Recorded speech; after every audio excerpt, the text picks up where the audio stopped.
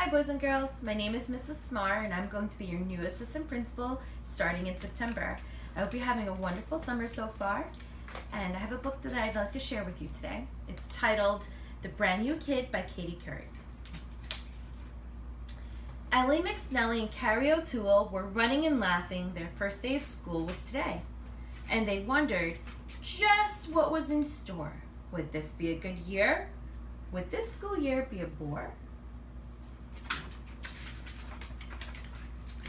They kept fingers crossed that they'd be in the same class, and on a big table they had to pass, they checked to find out which room they should go.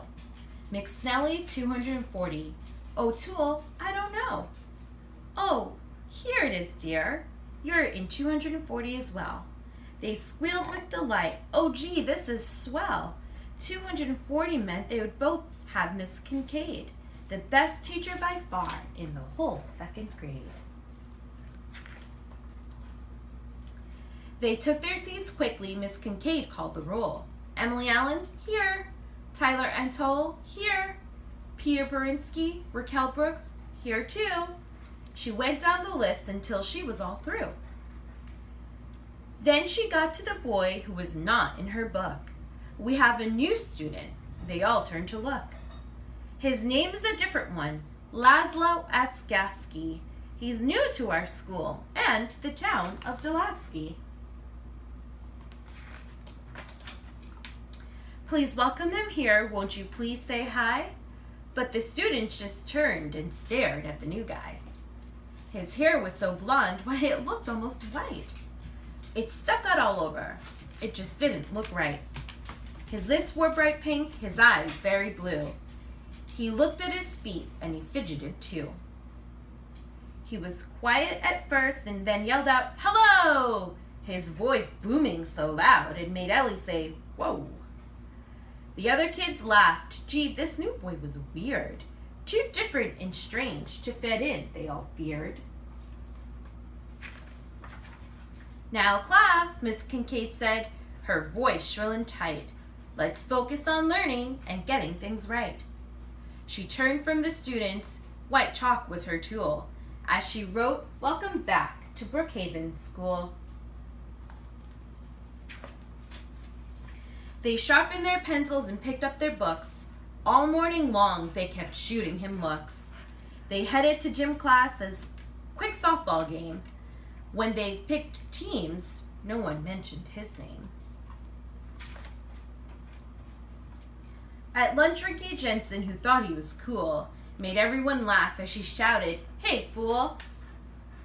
As Laszlo was leaving the line with his tray, someone tripped him. His food went every which way. The students all froze as they saw Laszlo's face with french fries and ketchup all over the place. So the first weeks were lonely for this brand new kid.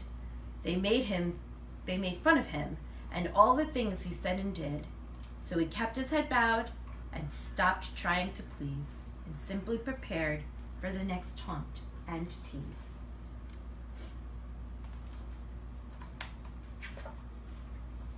After school one day, Ellie walked out the door.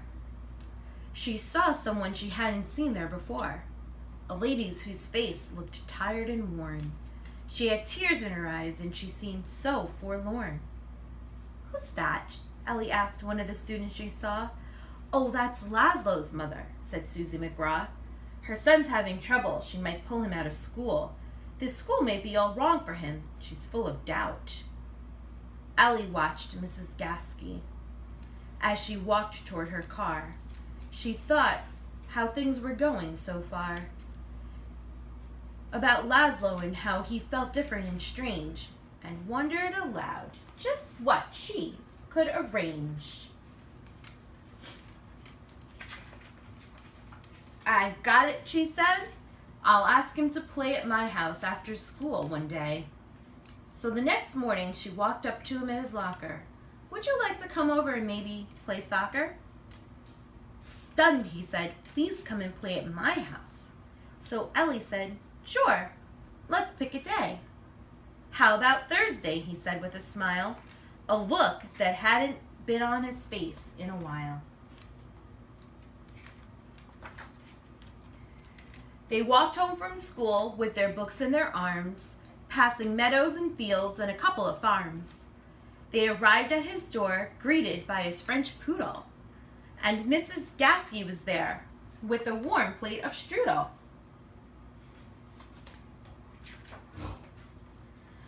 As they munched on the pastry, they made quite a mess, and Laszlo said, "Do you know how to play chess?"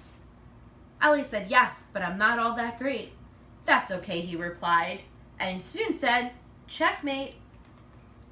The afternoon ended, and Ellie said this was fun. Laszlo just smiled and said, "Hey, thanks a ton for coming to my house and being my friend at a school in a town where I just didn't fit in." At school the next day, the kid stopped her and said, "Were you walking with Laszlo? Are you sick in the head?" Ellie paused and replied, "Now I know him, you see. Laszlo isn't that different from you and from me. He's terrific at chess, and his mom's really sweet. Playing soccer, the guy doesn't have two left feet. He may look slightly strange, have an accent and stuff, but if you knew him, you'd like him. It wouldn't be tough."